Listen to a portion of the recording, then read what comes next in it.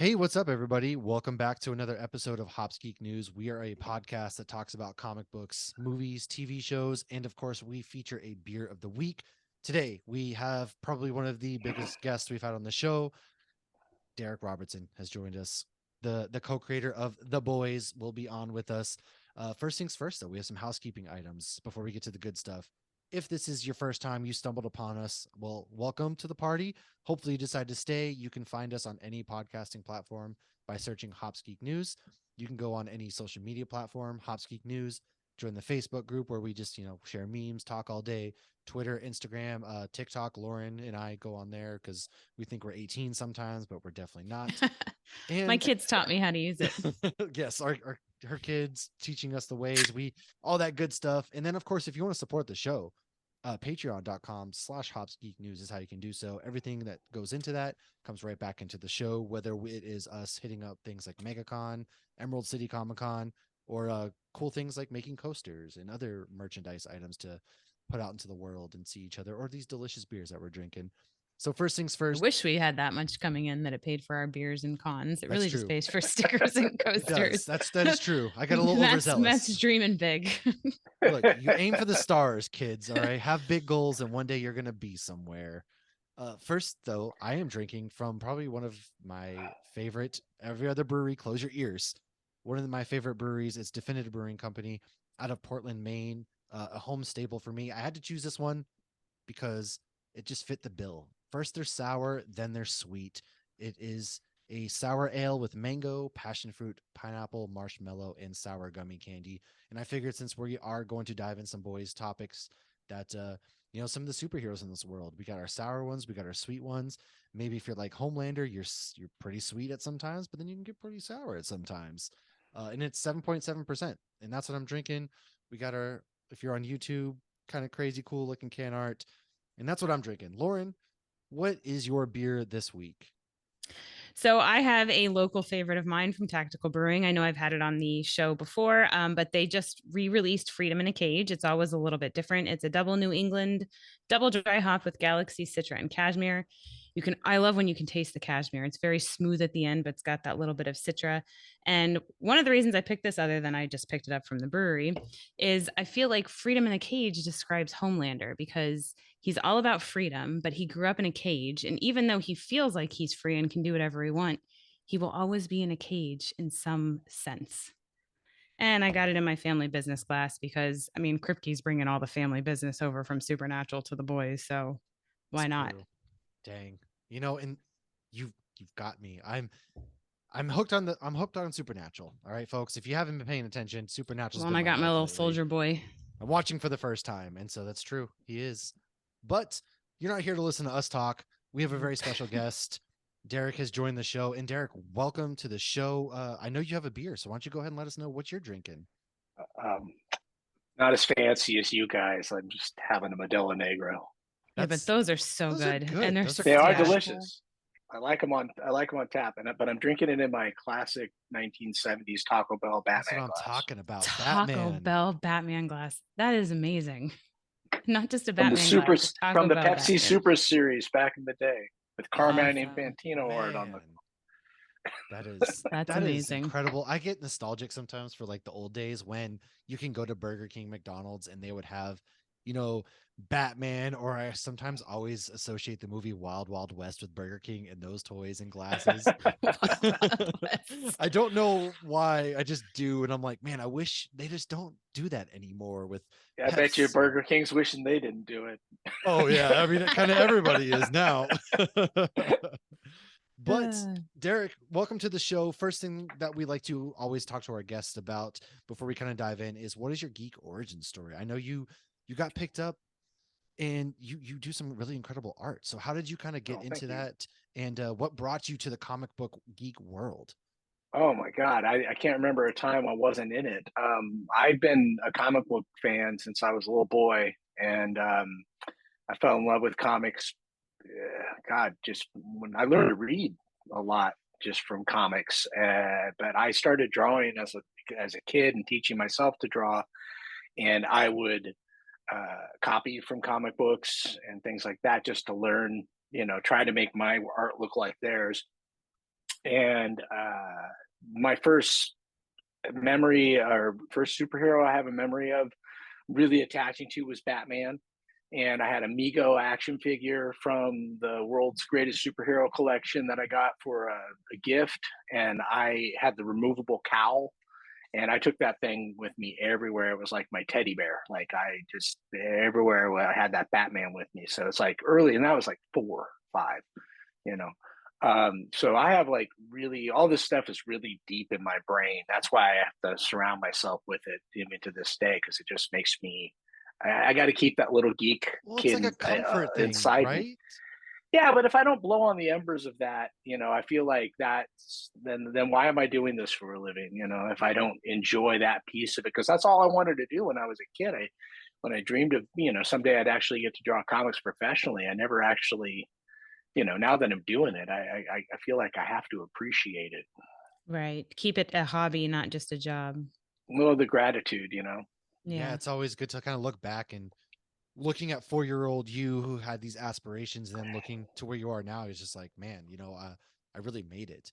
And thinking Yeah, about, it's weird. Like sometimes, like, but it's easy to lose track. It's easy to go get caught up in the bullshit of it. Oh, I don't know. Is this a swearing show? Am I oh, going to we be in are we trouble? are not a family friendly show. You can Okay, swear good. as I much just as want you to make need to. sure. Absolutely. Yeah, that would be kind of interesting. No, we are family friendly show. We have Well, the I man don't who know.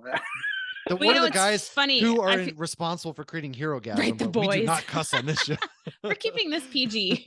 No, but it's Oh, funny. We need to start letting guests know ahead of time, because That's usually about true. I don't 15 think minutes about in, all of a that. sudden they're like, wait, am I allowed to say that? Like, it's like yeah. night television. Some people don't like swearing on their shows, so No, we I'm put an E next to everything just in case. my day job. Okay.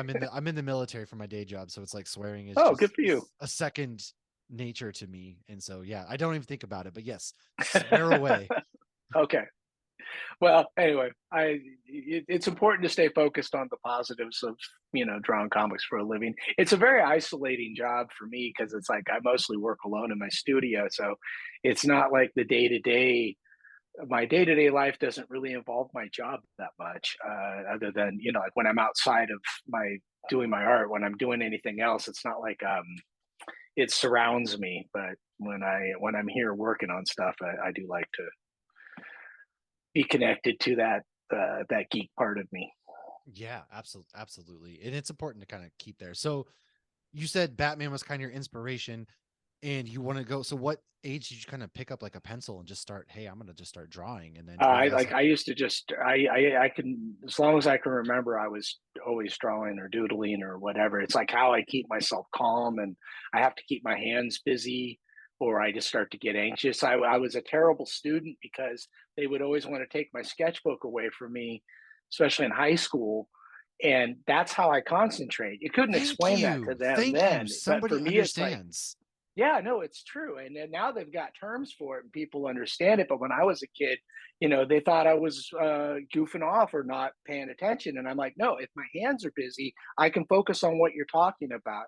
Like, I still watch, news and stuff like that when I'm working, because I can take it all in while my hands are busy. But if you ask me to sit still and listen to a lecture, or in my case, like a preacher giving a sermon, I just daydream. Like, I can't concentrate. I have no idea what I'll be lost like 3 minutes into the presentation. But if I can doodle and just create stuff, even if it's just drawings of Batman or whatever it is that I'm in the mood to draw, then I can actually absorb information much better.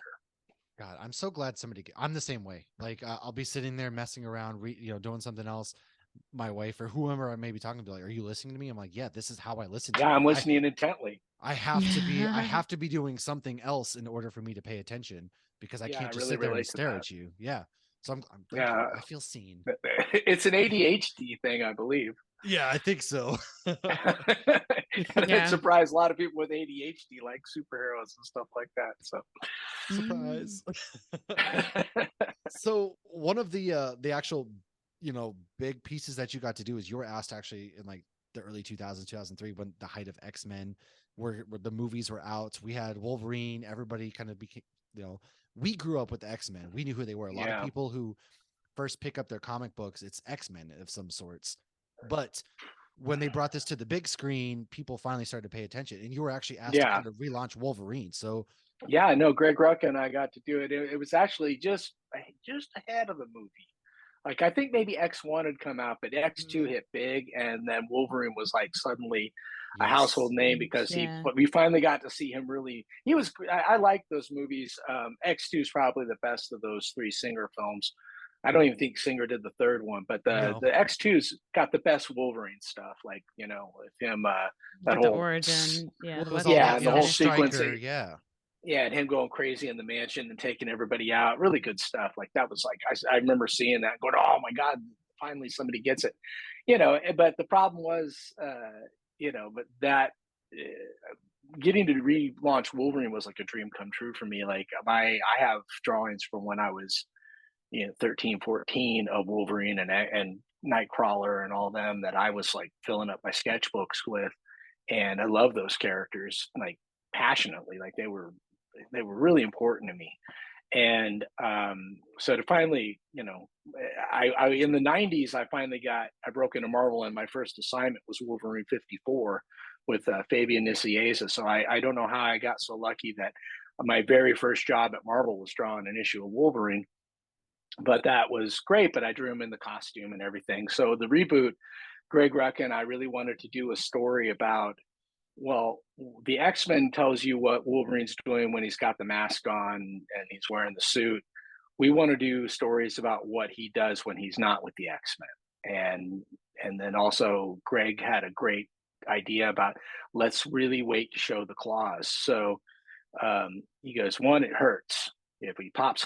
Like I never was a big fan of him like opening cans with those claws or cutting off a cigar Right. Right, because it cuts through his flesh every time. Yeah, it feels like it Right, should it's still hurt painful. to a degree. Yeah. Yeah. But it also like diminishes the coolness of them if you're using them like can openers. I mean, so we thought of it Right. more like a samurai sword. Like he goes, a samurai won't take a sword out unless he's going to use it, and it doesn't go back unless it has blood on it.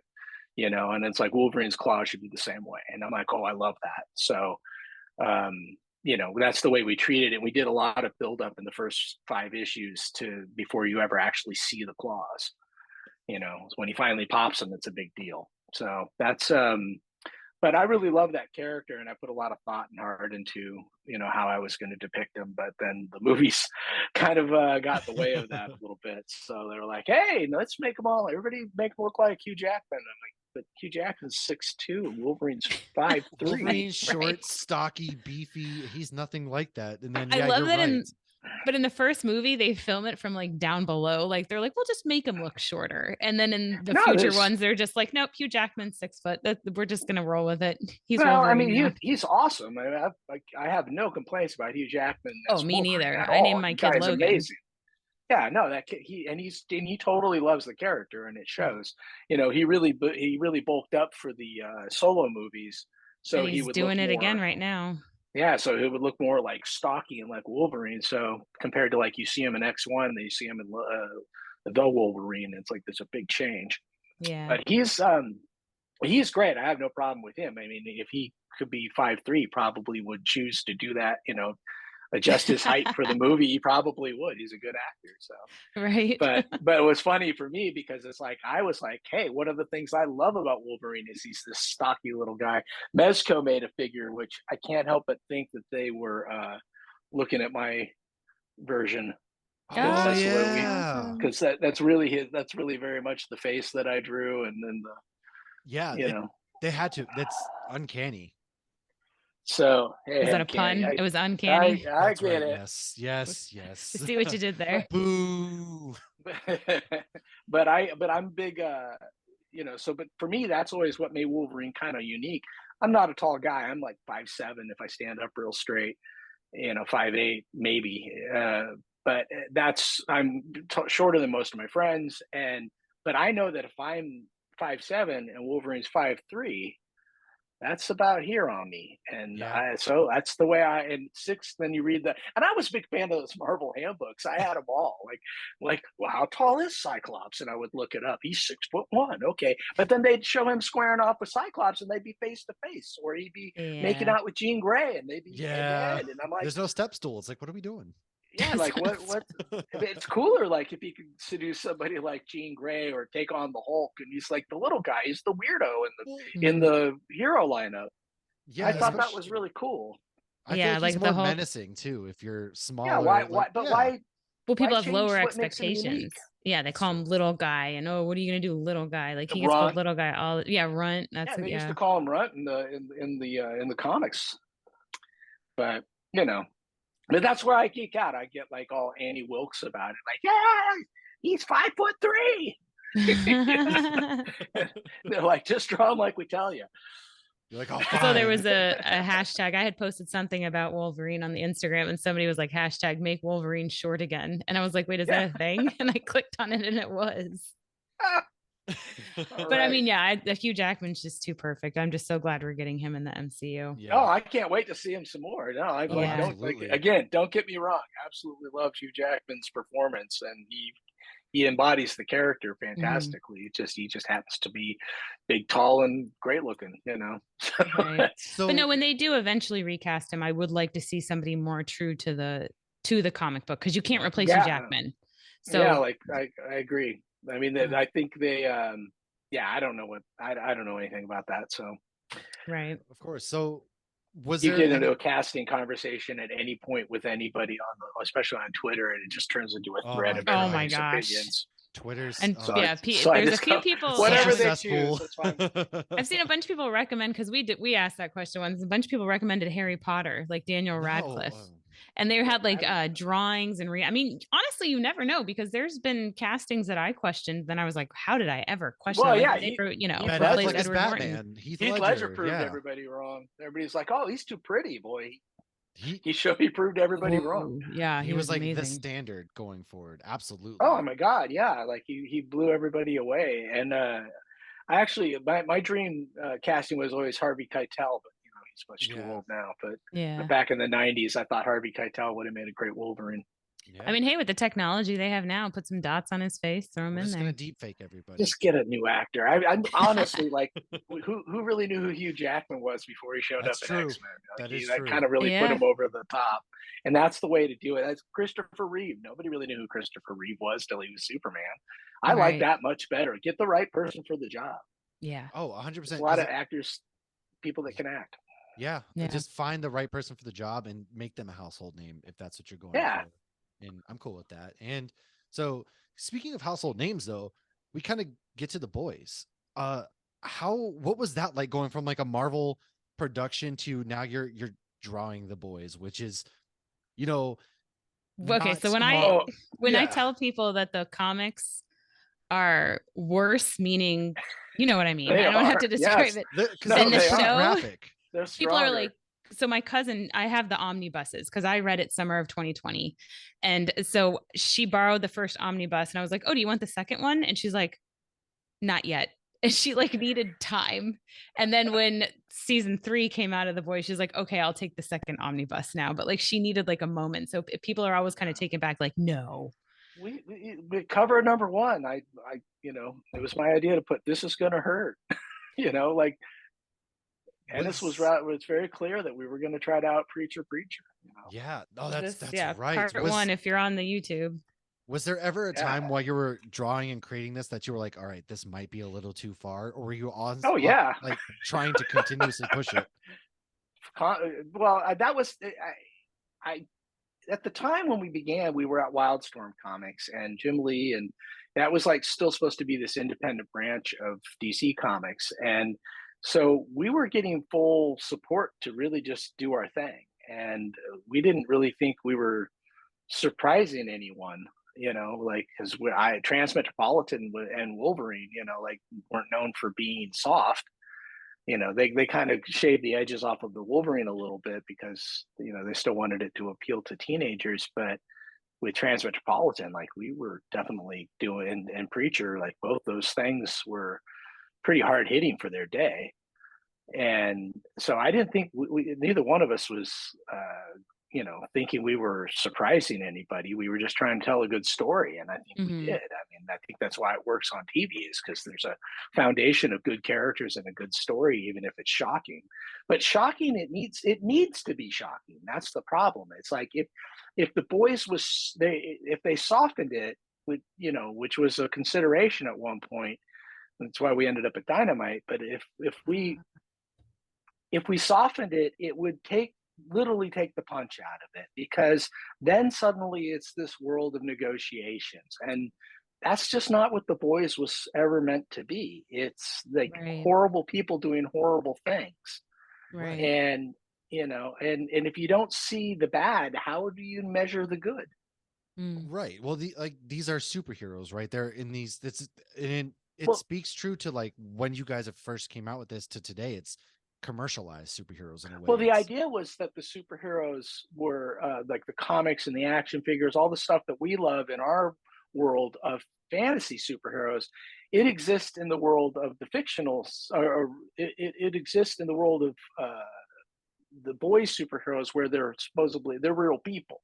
Right. But the whole point of the action figures and the comics and the PR stunts is that it's supposed to create an illusion that they're doing all the fantastic things you read about in the comics instead of what they're really doing.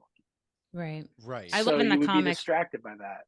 Right. I love how in the comic that the comics are the PR and are spinning the stories. So Yeah, I always found it kind of funny as a comic book fan, touching on that. Like, there's every once in a while you'd see something like Batman reading a Batman comic, or Spider-Man reading a Spider-Man comic, and I always thought, like, what are those comics like? Because clearly you can't be telling the world that Batman's Bruce Wayne. You can't be Right. telling the world that Peter Parker's got these problems. And if you read either of those books, a lot of it is about their personal lives. So, like, what are those comics actually about? And that's kind of how I imagine the comic books in the boys universe working.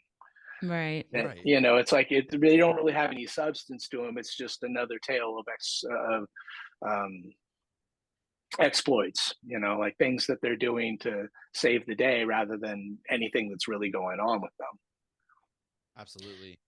So were there ever scenes that you necessarily didn't create? And you can correct me if I'm wrong, because I don't know the backstage process of any of this, but I know that you are the artist. So there are ever Yeah. scenes that you didn't know, like, okay, here, this scene's happening, please draw this. And you were like, I'm sorry, what?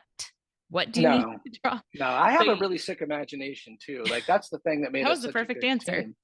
Well, it's true. I mean, you go back and look. My very first comic book that ever got published was Space Beaver, and I was 17 years old. It was born of summer school when I couldn't concentrate, so I was sitting there making a comic book in class that would end up being my first published work, which was weird. But but if you go back and look at Space Beaver, like, I had him with like a knife, and he was gutting people, and it was like, because it's something about the idea of cute animals that look like they'd be Care Bears or Yes. something like that, but horribly violent with bones and guts. That makes me laugh. I don't know why, but I think that's funny. It So does they, me too. You're not alone. It they're does me too. cute, but they're super violent. Like, Meet the Right. Feebles, That's awesome. it's brilliant because it's so dark. Like, I love that contrast, and that's kind of what The Boys is. It's a contrast. Right. You have this veneer of beautiful, happy superheroes, but at the root, it's a hardcore story So I and very actually want to violent. jump ahead because of what you said. I had a question I was going to ask in a little bit. The Boys Diabolical. What was your role in that? Because when I'm thinking cute little adorable animals that go feral, my mind went straight to The Boys Diabolical. And anybody who hasn't watched that, that's the cartoon on Prime that is associated with The Boys. Yeah, I mean, I was involved with the one that Garth Ennis wrote. They were the people at Titmouse, the animation studio, were super cool, and they reached out to me, and I created the cover. So when he's the first, when you see that episode that Garth wrote, and you see these hands going through a long box, and he finds the comic of The Boys and he pulls it out, that's an issue that doesn't actually exist. But that's a really cool episode because that is the closest that you're going to get to, like, the comic being animated. So because they didn't pull any punches, and it's a really good, fun little bit, and it's actually one of the best episodes in my opinion, because it actually shows that in real time. Because when everything goes balls up, at the awards ceremony. Sorry if I'm spoiling anything, but when everything goes balls up at the awards ceremony, you see Queen Maeve kind of sigh, and they go, "Look, here comes the invaders from Zimbabwe 7 or whatever nonsense place," and then all the people look up into the sun. They go, "Yeah, I see it," and then they fly off just so we can get the hell out of there before the PR and everything starts and goes bad with the Great Wide Wonder. But so that was but they hired me to do cover art for it, and they were very nice to put my artwork all over it. But beyond that, I don't go in and write or sit in a writer's room or anything like that for the show. And Kripke, I trust. Kripke is great. He and I have gotten to be friendly, and he's always great about updating me, and never shy about pointing to Garth and I and saying we'd be nothing without these two, and that's really nice of him. Oh, that's awesome. And well, I mean, I'm a huge Supernatural fan, so I mean, my kids were too before the show ever happened, so it was pretty exciting to watch that. And then Jeffrey Dean Morgan's on season 4. I know, I saw the picture with the finger. I was very excited for that. Yes. So yeah, I know we still don't know who he's going to play though. I don't know if you know. I'm not even going to ask. We're not. Yeah, I'm not allowed to talk about anything. But I'm excited to see it. Yeah. I can only talk about stuff that's public knowledge. Otherwise, I'm breaking my NDA and make myself persona non grata. We are not even going there. And then our podcast would get canceled with our 5 viewers. Sorry, Mom, the podcast is over. You are listed as an executive producer though. So how hands-on do you co-exec? That's what I'm sorry. Yes, you're right. Co-exec. So how often do you get hands-on with the show?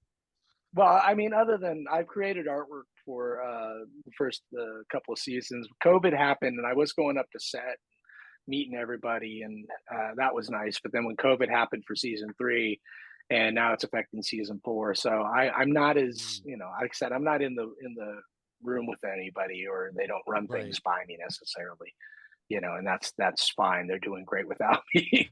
But I read the scripts, and I'm just kind of a cheerleader at this point for the whole thing, because they don't really need my input, Right. Well, but going back to they always steer back into the comics, which is great. And I was gonna say, sorry, the current the politicians that we have these days that are just, everything's a mess, right? Was there at any point where you're like, damn it, why is this happening now? Why couldn't this happen 10 years ago when I could have incorporated more of it into the comic books? Or was it like everything kind of fits the mold? I think what's really amazing is how incredibly prescient the show has been. Like we've always been kind of like the TV show has been like one beat ahead of what's actually coming down.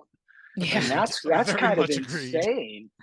And that's just insane. And it's mostly because, like Kripke's a guy who's, dialed in and knows what's happening. But, I'll never get over the fact that there was like some big rally, and there was a guy there walking around in a Homelander suit with a giant Trump head. And I'm like, you completely missed the point. He's the bad guy, Are we the baddies? Like the whole American flag cape, that was like me, like literally wrapping him in the flag. That was my idea, to put the American flag cape on him back in the day. And it was because I wanted to wrap him in the flag, And it violates the rules of the flag too. These people are just the so same dumb. people that want you to respect it when they have don't even get me beach towels and they're so going back to the comic though. So one of my favorite scenes in the comic, because I'm such a Wolverine fan, Hugh Jackman Wolverine, that's what actually got me all into comics. So one of my favorite scenes is when Dakota Bob gets killed by the actual Wolverine, and somebody makes a comment. So I guess that makes him the best at what he does. And somebody's like, was that supposed to be a joke? I thought that was amazing. Clear nod to the comics. So how much... Wait, Wolverine was never in The Boys. No, the actual Wolverine animal that the kid had. Animal, that he brought to the White House. Yeah, that was a little later than after that's Russ Braun drew those issues. So I only did the covers on those ones. Oh, okay. Well, those kind of scenes though, where you're parodying these very well-known superheroes, when you're doing that, like, I would be giggling the whole time writing this. Like, was it fun for you? Were you like, is this going to land properly? Are people going to get this? Like, what was your thoughts when you're very clearly, mocking Batman, mocking Superman, mocking Wolverine? Well, For me, it's like I wasn't trying. I mean, I Mock don't. might be the wrong term. More No, so, no. It's not okay. parody or it's satirical more than it is mocking. It's satirical. Yeah. But and I don't write them, so I can't really take. I don't claim to take credit for writing these characters. Like, the brilliant scripts and that Ennis But you wrote. bring it to But life with your art. well, that was my job, up until I moved away from the monthly. But that was what I really loved is when the project was first presented to me years before we got it actually published. Like, Garth Ennis and I come at superheroes from a very different perspective because, as I told you, like, my first love was this Batman. Mm-hmm. This Batman figure. You guys have me drinking beer and trying to talk, so now my stomach's going to be involved in the conversation. But I came at it from a point of view that I just wanted to draw superheroes because I love to draw superheroes. It's fun. But for Ennis, it's like his take on things is more like he came from a world of like 2000 AD and Beano and these cool war comics that he showed me, and very different. The UK comics were very different than American comics, so he didn't have the affection for Batman and Superman and those guys like I did.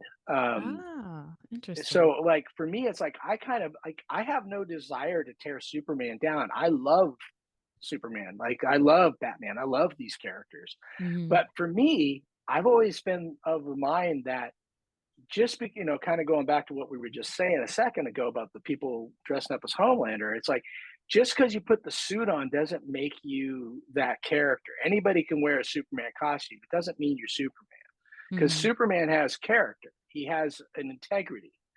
And the fact that, like, I believe Superman and Homelander would absolutely hate each other.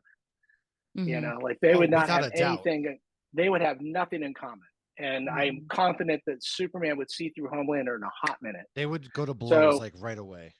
In my opinion, like Homelander is almost like Lex Luthor if he got powers, like that's, but he's not the evil genius. He's just doing his job. And, but the fact that he's apathetic about, I think one of the best issues, you were asking about stuff that was uncomfortable to draw. I have 2 kids, and when I was drawing the issue 19, that was I believe it was 19. It's when they go on the plane. They did a great job of capturing the fear and the terror of all that on the show.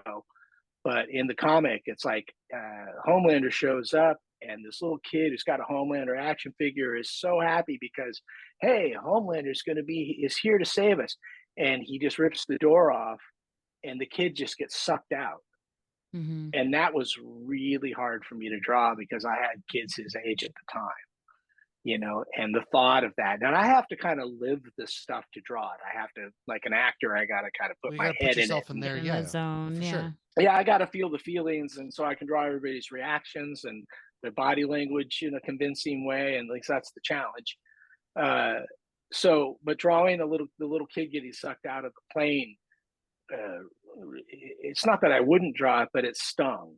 It was painful, but then I wanted it to be painful for the reader because it's painful for the mom who loses her kid in that moment and loses her mind. So, with good reason. So, but what was interesting to me is that that's a great example of, Homelander not being Superman, because Superman would have stopped and gone and grabbed that kid. Oh, yeah. Or done something to get that kid to safety, or been smarter about how he ripped open the door, whatever. But that ain't Homelander. No, Homelander just cuts his costs and moves on. Oh, he's just all about, he's about himself. He's about himself. Just trying to take care of business. Right. And I don't want to say what further along happens in the comic, because obviously we spoiled some things in the comic, but I still think they're very worth reading. And it's a huge, twist at the end that I don't think that they'll do in the show. I don't know how they would do. I don't. And again, the latter issues are Russ and Garth, right? But yeah. And Russ did a brilliant job. Yeah. But the hardest part, what I think is really fantastic about the show versus the comics, though, is I think they've done such a beautiful job of adapting it and hitting all the right beats with while maintaining their own cohesive TV universe. And I really like that because it feels like the characters and it feels like what we were trying to do with the comic. And ultimately, but they do it in their own way that it works for them. Like the Deep is much more hilarious and interesting than he ever was in the comics. He's so funny. Well, in the comics, you can't even see his face. Right. He was just where this guy, the whole point of him was he was supposed to be kind of a joke.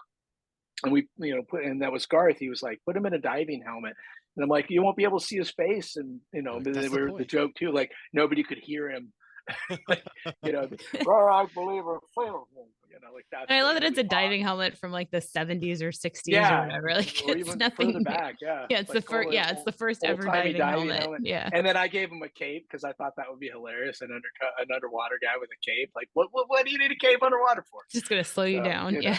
Yeah, he'd get out of the water, it's just all drooping. Like one of my favorite panels I got to draw with the comic Deep was they have this meeting at the Brooklyn Bridge, and I used to live in New York, so I know how filthy that river is. And he comes up out of like they're all trying to like rise up out of the water and come in for a landing to intimidate the boys, but the Deep comes up and he's got a used condom kind of draped over the helmet. I didn't remember that. And I was like, that was me just having fun. Like I thought that was because I know that river's filthy, but yeah. But I mean, that's the world that they've done a great job of capturing what the essence is. But they've taken it on a whole other level. Like they are doing the way they're parodying TV shows. And when they introduced Soldier Boy is far more interesting in the show than he was when I drew him. Totally different. Yeah, he hasn't peed himself yet. Yeah, he was a throwaway character in a lot of ways. A lot of those superheroes were just, straw men in the comic. Like Newman. Because they're being protected by the PR, and that's the whole point, is that they're supposed to be kind of hollow men. But what's really interesting in the show is that there's this whole hierarchy of how you get media time and like going back and showing Soldier Boy like on solid gold. That's brilliant. I added that song Rapture to my Spotify playlist, and the first time it came up, I'm like, what the hell is this? Yeah, that's one of my. It's on Spotify if anyone wants to add it to theirs. I love Blondie, but I don't like that song because when it gets to the rap part of Rapture, like it's a beautiful song right up until she starts. And if the rap was about something, I might like it more. But it literally just kind of seems to spin off into like, what word rhymes with car and bar? Well, the one I have that comes up is actually Jensen Ackles singing, so you can actually have that version from the voice. It's funny when he does it. Yeah, for sure. So of all the characters, obviously Soldier Boy, I feel like was veered off very much so, and same with Victor Newman versus Victoria Newman. She's very intelligent and manipulative, and in the comics he was, like you said, like a straw man kind of thing. So who do you think has been portrayed most like how you guys created in the comics? Huey. Okay. Yeah, I think Huey's. I think Jack Quaid has made Huey his own, but and that's another one of those kind of me ranting and raving about Wolverine being short and like Huey's the tallest member of the boys on TV. But you made his dad Simon Pegg, so that's perfect. Well, no, they did that, and I was like so happy. One of the happiest was Simon Pegg is a saint, and I always want to emphasize. Don't draw people into your comics because they're not all going to be as nice as Simon Pegg was to me. He happened to be a comic book fan, and I had seen Spaced, and it was before he was he hadn't even released Shaun of the Dead over here when I had seen Spaced. And my friend Gary Whitta, who I just did Batman Fortress with, Gary had he gave me the Spaced series on videotapes. I should tell you how long ago that was, and I was watching those and I could not get Huey right. And it was based on a friend of Garth's who I had hung out with a little bit, but I didn't have any photos of him. And I kept kind of waiting for Garth to get me photos and he didn't. And so I was just kind of trying to wing it based on what I remember his friend, his name was Hugh Campbell, and they called him Wee Huey, and because Hugh was shorter than me. But I kept trying to draw him from memory and it just didn't click. It wasn't looking right. And so finally I was watching, but then I'm watching Space and I'm seeing Simon Pegg for the first time. And in the show, he plays an aspiring comic book artist who works at a comic book store, and he's got T-shirts and album cover stuff done by Simon Bisley. So I'm like, this guy knows comics, and he loves comics.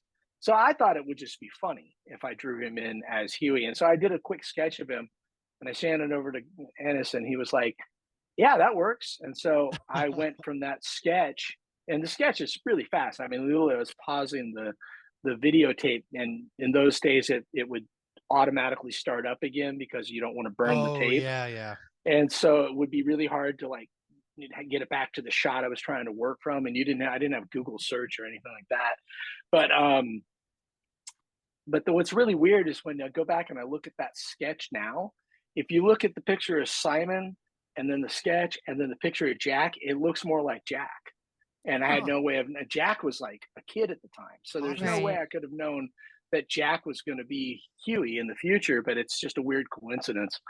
But I was really grateful because I had completely absconded with Simon's likeness. And then Shaun of the Dead hit, and everybody was suddenly like, that's Simon Pegg. That's Simon Pegg. And I was like, oops. And then we released, and this is just as we were about to release #1. And so I think Bleeding Cool did an article showing off the design drawings. And then I heard from inside source that Simon had seen it. And I was like, gulp. I didn't think it was going to blow up like that.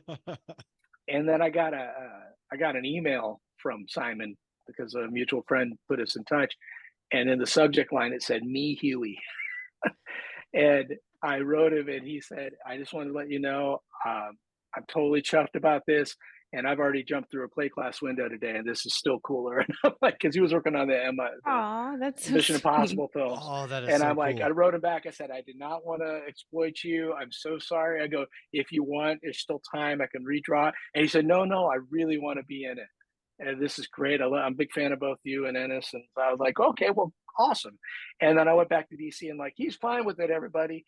And the DC's like, he's got to sign a release. And I'm like, don't make me do that. Like, he's gonna go back and email like, hey, by the way, sorry. Hey, by the way. But then he was like, he was super cool about it. But like I said, not everybody would be. So don't try this at home. I got lucky. Right. But then that was what made me so happy, is the reason I ended up going to season 1 up to set was specifically just to go say hi to Simon. Oh, that's and so cool. So I got invited, and I had some artwork for him, and but he invited me into his trailer, and we were talking, and I go, I'm just so glad that you're like, because I remember the day that I kept checking in when the show was getting put together before anybody even knew it was happening, but I kept checking in with Kripke, and I'd say, hey, has anybody reached out to Simon Pegg yet? And he wrote me back one day, and he's like, yeah, he's sitting in my office right now. And I'm like, yes. So I said, oh, you gonna be on the show? And all, it's like, and I said, and they told me it was gonna be Huey's dad. And I'm like, perfect. Because years ago, back when he was touring for Hot Fuzz, we met. Oh yeah. And he was I got to go to a screening that they did, and then we all went out. We went for drinks later, but he was saying, hey, like, I want to be in the movie. But then it took so long, like from 2009 till like, the show finally came out in 2018. So it was a long time. And he felt he had aged out of the part in the interim, even though like Adam McKay was going to use him. But I was always of the mind that like, well, I really don't know if this character is age dependent. He loses the love of his life. That could be even worse for somebody who's middle aged, and so. But Starlight, I feel like needed to be younger.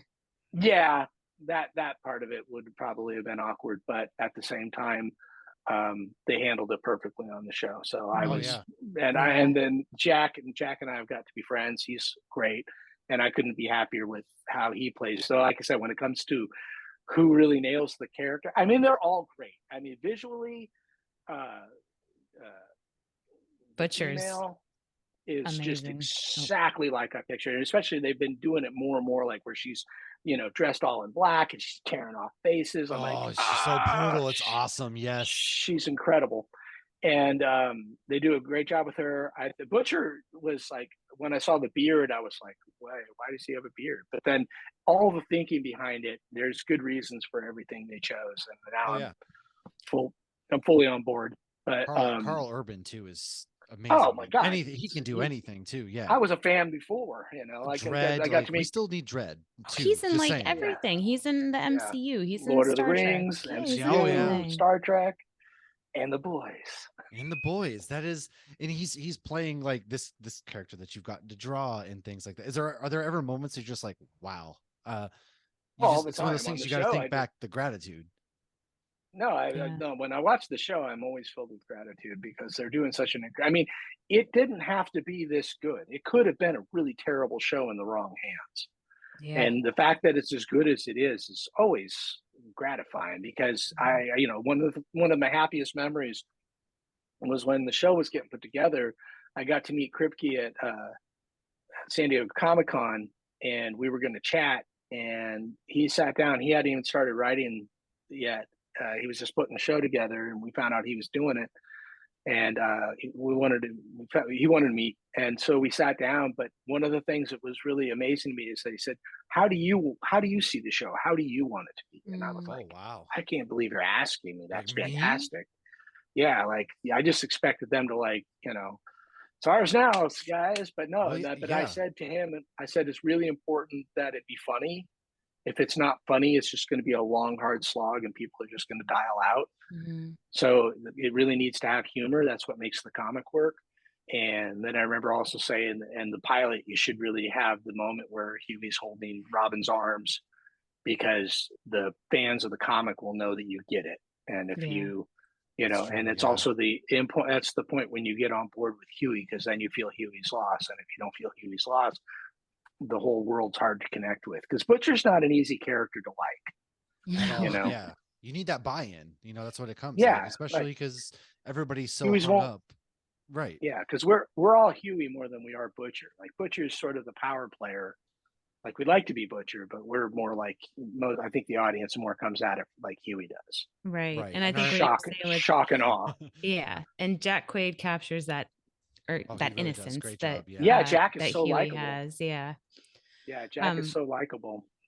Like I know that moment when in the pilot, when it's still like, I've seen the pilot multiple times now for obvious reasons, but I still get choked up when he's screaming her name, because his performance in that moment is so guttural. Right. Like I believe that he lost this person in that moment. His scream is so good, and he's just, oh my God. It's like you can tell his brain's still catching up with what happened. Yeah. But and they made that young woman you fall in love with her in like less than 3 minutes. That's pretty amazing. Yeah, exactly. The banner's so good, and that actress is so good that you just go, man, and then that's amazing. Like I just met her and I've lost her. Right. And I read the comics after season 1, so I had no idea that we were. I was just saying, like I didn't read the initial run. It was like after I saw the boys come out, and then I was like, oh, I'm gonna go read this. And then like initially watching that show, I was like, oh my God. And then it was that moment that kind of sold me. I was like, I need to go read this right now, because if the comic is anything like what we're getting, I need to just consume this ASAP. And I'm glad I did. Well, one of my favorite bits in the comic, in that scene, that like it's different than the show, and the show handled it brilliantly, but I really like that how A-Train doesn't run off. He's not having a drug freak out in the comic. He's just doing his job. Right. But what was really cool about the way it was written, and what I tried to capture in the art, was he kind of hangs out and he's just sort of stretching and untucking from his pinchy places out of it, pulling his latex out of his ass, and as people will do, and then but they're just like, and then he's like, oh, okay, and like he's not even concerned that somebody's been murdered, or somebody's been killed. Like he's just like, are we good here? And then off he goes, and he does his little trademark, can't stop the A-Train, and off he goes, and everybody's like, an asshole. Like all the cops hate him. Like they're like, what a dick, And like that to me was like, and that's all in issue 1. So you really know the world you're living in. Like this guy's like, he's just there to stay. And that was the whole concept of the comic in the first place, was if there are all these cars flying around and buildings collapsing, somebody's grandma's going to get hurt, and then who cleans that up? Like, how's that handled? Yeah. Right. But now you said it earlier with the comic, and the show does the same thing. It's like it's not all the gross stuff is not in there for shock value. All the graphic stuff isn't in there to make you go, oh my God, like you're telling the story. And I think the It's comic and the important. show, yeah. Yeah, I think It's not just there for no reason. Go ahead. yeah, if it'd be like, like I said, there's a reason that it's horrible. These are terrible Yes. people doing terrible Yeah. things. And Yeah.